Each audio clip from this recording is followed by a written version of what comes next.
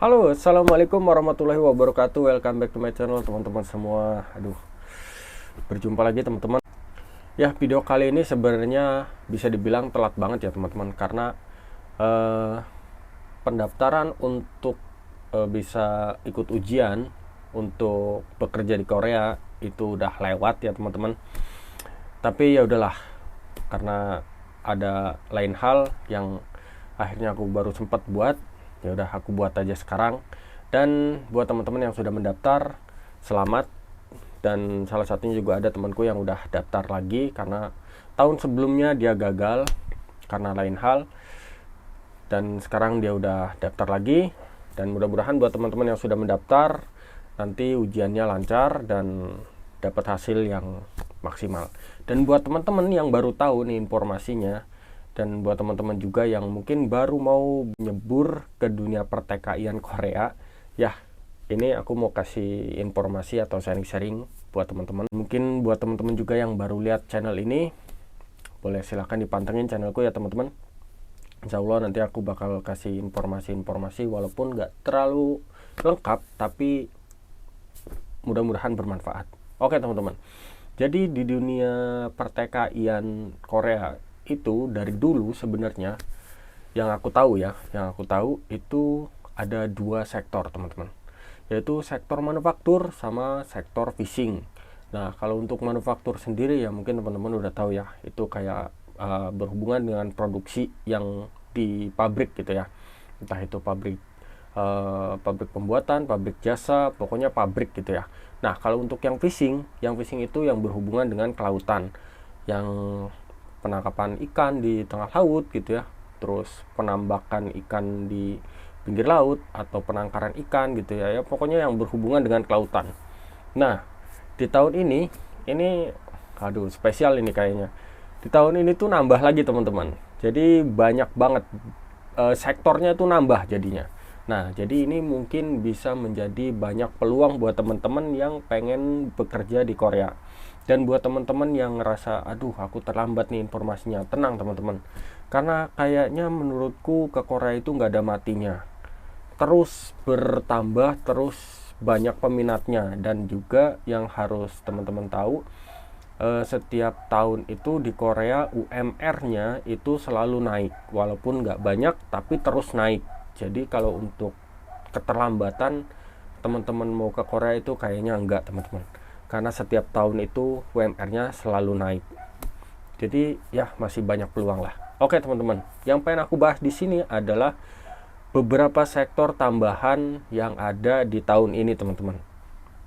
Nah, kalau teman-teman pengen lebih lengkap, teman-teman bisa ke websitenya BP2MI dengan mengetikkan bp2mi.go.id.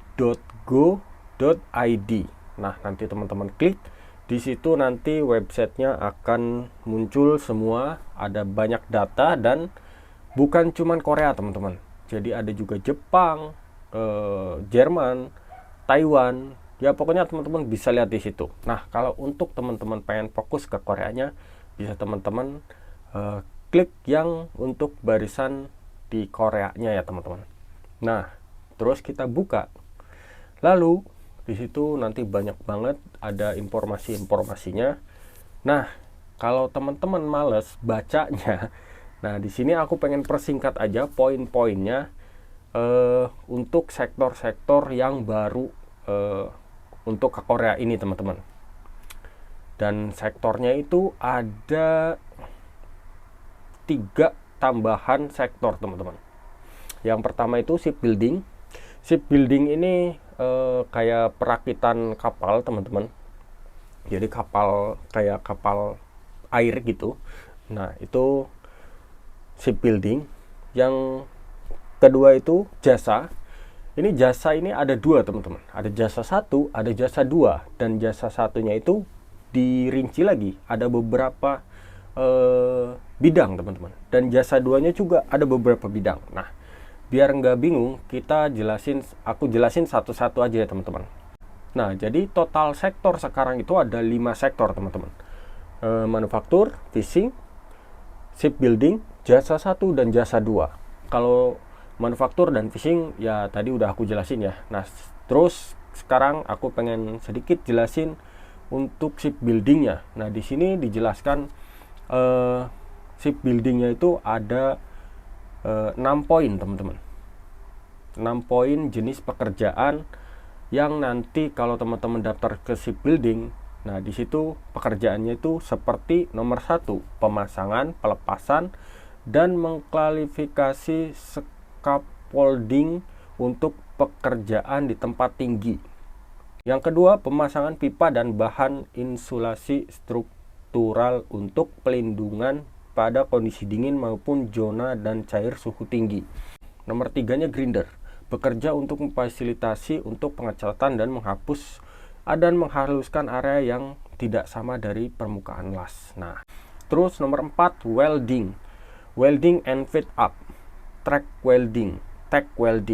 Jadi menggabungkan benda-benda yang disatukan dengan las dan menyambung logam. Nah, ini buat teman-teman yang punya keahlian las, ini pasti bakal berguna banget.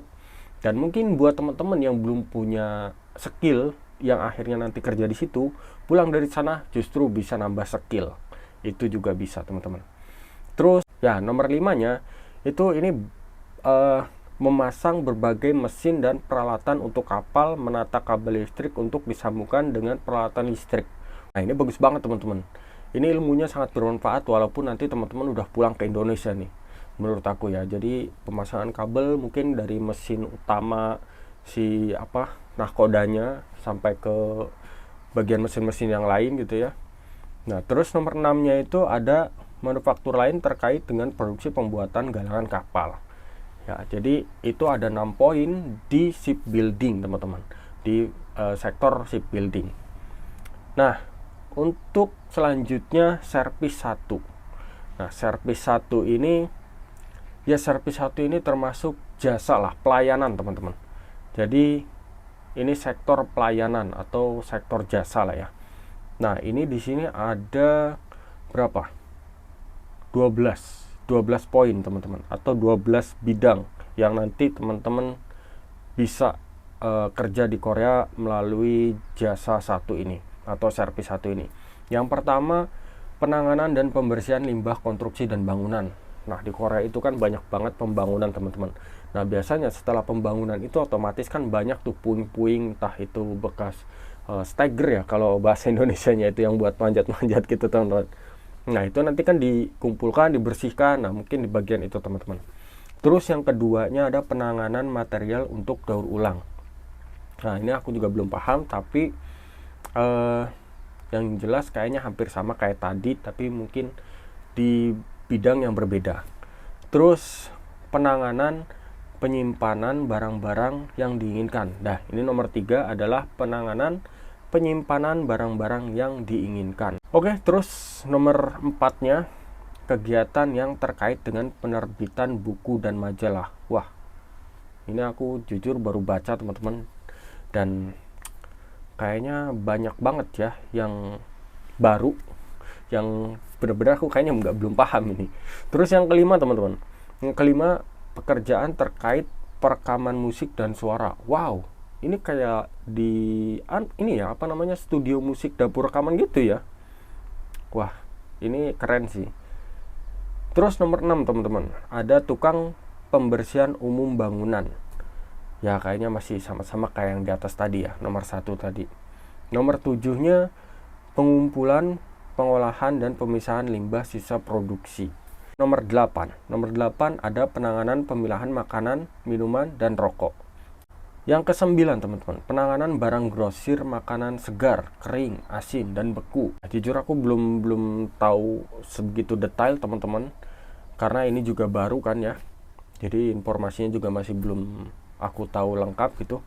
Oke, lanjut nomor 10, kegiatan kurir. Nah, kurir di Korea dulu aku jarang banget melihat ada kurir, tapi semenjak aku pindah ke kota yang sekarang, jadi sering banget ngelihat abang-abang kurir naik motor. Dan jujur di Korea ini aku gak pernah ngelihat ada anak muda gitu terus motor-motoran, ya jarang lah, ada sesekali lah.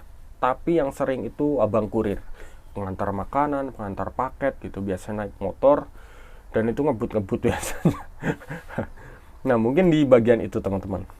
Jadi nggak cuma di Indonesia, di sini juga ada abang kurir teman-teman ya. Oke, yang nomor 11 itu ada kegiatan layanan lainnya yang bersifat insidental terkait transportasi udara. Wah, aku juga belum tahu yang ini. Terus yang ke-12 yang terakhir di jasa 1 ini penanganan kargo udara dan darat. Jadi kayak pemilihan paket lah ya teman-teman ya. Wow, ada 12 untuk jasa pertama. Yang terakhir servis 2 atau jasa kedua teman-teman. Dan di jasa 2 ini juga ada 2 poin. Ya, kita simak yang pertama, yaitu penanganan pekerjaan di hotel, resort, dan akomodasi lainnya termasuk fasilitas dapur. Wah, ini perhotelan teman-teman. Ini bagus banget buat teman-teman yang punya good looking, terus penampilan menarik, terus apalagi senang berbicara gitu ya. Ini cocok kayaknya. Terus poin yang keduanya adalah pekerjaan dukungan untuk restoran makanan Korea. Wow, ini ke restoran ya, bisa jadi, tapi jangan langsung kita berpikir ke hal yang enaknya teman-teman ya, karena bisa jadi teman-teman ke restoran itu sebagai tukang bersih-bersihnya, tukang cuci piringnya, atau mungkin tukang resepsionisnya atau waitersnya ya, seperti itulah teman-teman. Tapi mungkin kalau teman-teman punya keahlian lebih, seperti mungkin bisa masak dan masakannya bisa dicoba terus akhirnya enak, bisa jadi teman-teman malah jadi kokinya. Wah, itu keren banget sih. Jadi itulah jasa yang keduanya, dan cuman ada 2 poin juga yang itu ya teman-teman. Ya, kurang lebih seperti itu sektor yang barunya teman-teman. Jujur aku belum tahu secara mendetail untuk service 1, service 2 dan shipbuilding. Shipbuilding aku udah sempat dengar cerita dan sempat juga ngelihat ada beberapa teman yang udah kerja di perkapalan teman-teman. Nah, itu dia teman-teman 3 sektor baru untuk teman-teman yang mungkin mau bekerja di Korea teman-teman. Jadi ada beberapa pilihan sekarang ya, banyak banget peluangnya sekarang bisa bekerja di Korea teman-teman. Nah teman-teman, untuk informasi persyaratan pendaftaran dan segala macamnya mungkin aku sambung di video berikutnya ya, karena video ini udah kepanjangan kayaknya. Jadi buat teman-teman yang baru mau ada niat bekerja di Korea ya, boleh silakan pantengin channelku. Dan juga buat teman-teman yang butuh informasi, silakan subscribe channelku ini, jangan lupa. Terus buat teman-teman yang sudah mendaftar, selamat berjuang teman-teman, fokus pada pelajarannya, terus juga jangan lupa berdoa dan tetap semangat teman-teman ya. Oke teman-teman, fighting semuanya. Videonya sampai di sini dulu, sampai jumpa di video berikutnya. Wassalamualaikum warahmatullahi wabarakatuh.